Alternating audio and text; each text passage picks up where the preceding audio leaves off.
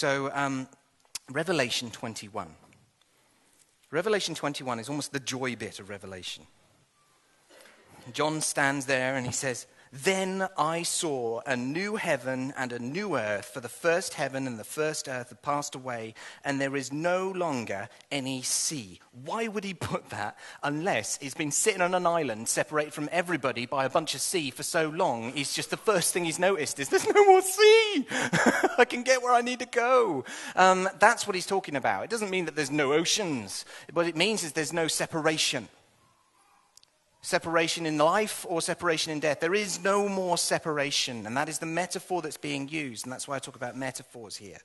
And so he says, "No more sea, and I saw a holy city, the new Jerusalem, coming down out of heaven from God, made ready as a bride adorned for her husband."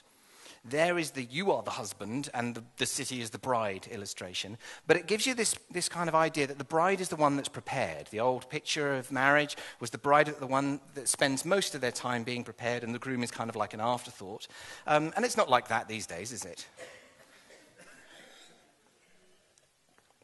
Very much the same idea. It's adorned, they're dressed, they're kind of glowing. I remember Sonia walking down the aisle and thinking, "Oh my goodness, I should have bought a better suit." And she'd done all her hair and everything else, and I'd forgotten to do my hair properly that morning. And you know how it is, I'm a bit of a slob, really. And so, yeah, it's got this idea. But it tells you this, that Jesus is up there right now preparing a place for you. Yeah, a place where he is doing all the interior decoration as best he possibly can and using jewels to encrust the walls. That's why there should be no thieves in heaven, because, they'd have a field day. All the jewels up there. And he said, "I heard a loud voice from the throne saying, 'Behold, the tabernacle, the meeting place of God, is among men, and he will dwell among them, and they shall be his people, and God himself will be among them.'" How many times has the cry of our heart been, "Where are you, God? You should be here right now. I need you." Yeah? And people who aren't Christians do it. The cries on the battlefields, the cries in the moment of pain, the cries in the moments of sickness are, "God, if you're there, I need you." And it's got this imagery of there will never, ever be a moment when you will have to say that, because you'll be able to go, "Come here." Yeah? You won't even have to look. He'll be right there with you. And it's got this imagery of dwelling with God in his absolute total fullness of provision and otherwise. Bearing in mind, these are written in a time when life is very hard. Our lives are very easy comparatively. And it says here in verse 4, it says, "And he will wipe away every tears from their eyes, and there will no longer be any death," what we just watched. "Never one of those again." No more funerals, pastors. Isn't that great? We don't have to go to the creme anymore. Yeah, there will be no longer any mourning or crying or pain. The first things, those things have passed away. It's done with. It's dealt with. That's over.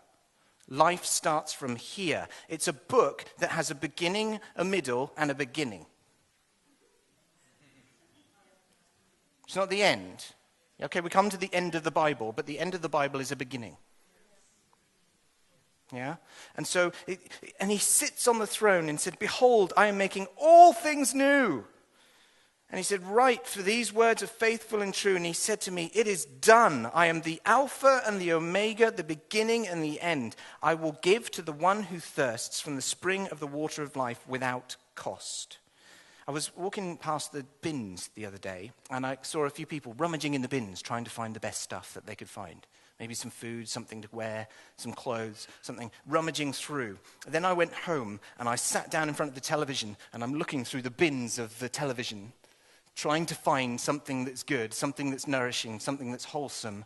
And then I think about somebody that's in a kind of a club or a pub somewhere, going through, rummaging through the men, trying to find one that's good, one that's wholesome, one that will be good for them. Or a guy that's going to the same places and trying to find a woman that is good for them and wholesome, and then we go to work and we think, "This isn't good for me and wholesome. I'm trying to find a job that's good and wholesome for me." And this search, this thirst to find the satisfaction in life, something that fulfills us and makes us happy with where you are, is ultimately and therefore found in Christ, the spring of the water of life, not just water, but the water of life, without cost. You no longer have to purchase your satisfaction in life.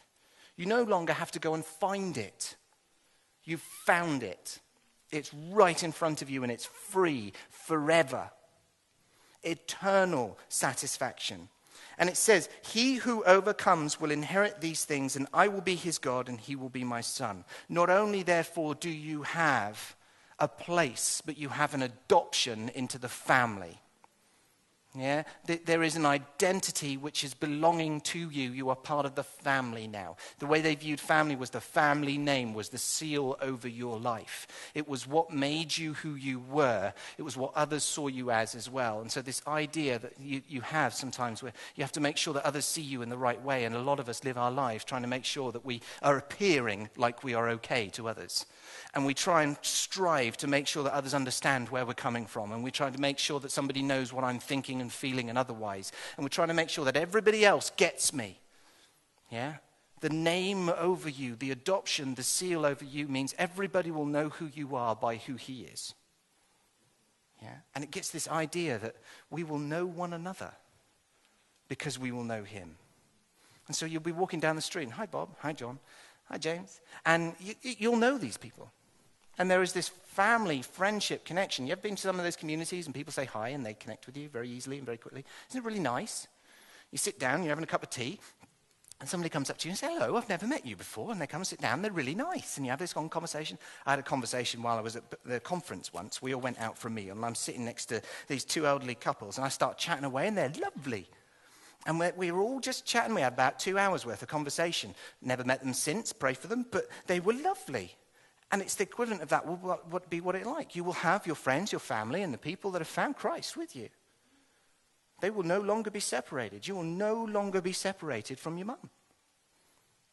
Ever again. And it's beautiful. It's got this idea of dwelling place of men, dwelling with God, no death, no separation, and all your needs provided.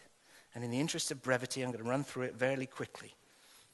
21:10 said, and he carried me away in the spirit to a great and high mountain and showed me the holy city, Jerusalem, coming down out of heaven from God, having the glory of God. Her brilliance was like very costly stone, as the stone of crystal clear jasper. Wow! It's like jewels and things. There's an old story, it's funny. There's a guy, and he's having a conversation with God, and he's very rich. And he says, God, I want to take something from earth. And God says, no, you don't need anything. We'll provide everything for you in heaven. He says, no, I need to take something. And he said, well, what are you going to bring? He says, well, I've got loads of gold, so I'm going to bring some gold. So he gets up to heaven like this, and he's carrying his suitcase, and he's allowed one suitcase, and he gets to the gates, and it's an old story, so he uses Peter at the pearly gates. And he gets up to Peter, and Peter says, you can't bring anything in here. Customs. And you can't declare anything. You know, you walk in, mate. He says, no, God's told me I can do this. He said, give me a second. He gets on the blower to God, and he says, God, I've got this fella here, and he thinks he can bring a suitcase. And God says to him, he says, no, it's all right, I've cleared it with him. So anyway, Peter turns around and he says, okay, show me what's in the suitcase. And the guy opens it up and there's all these bars of gold. And he says, what have you brought street paving for?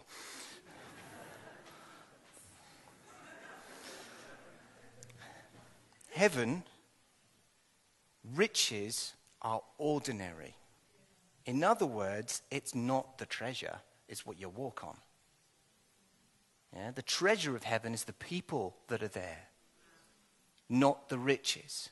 So when you read about this, there's something other than just the meaning of the jewels here, and this is what it is, I think.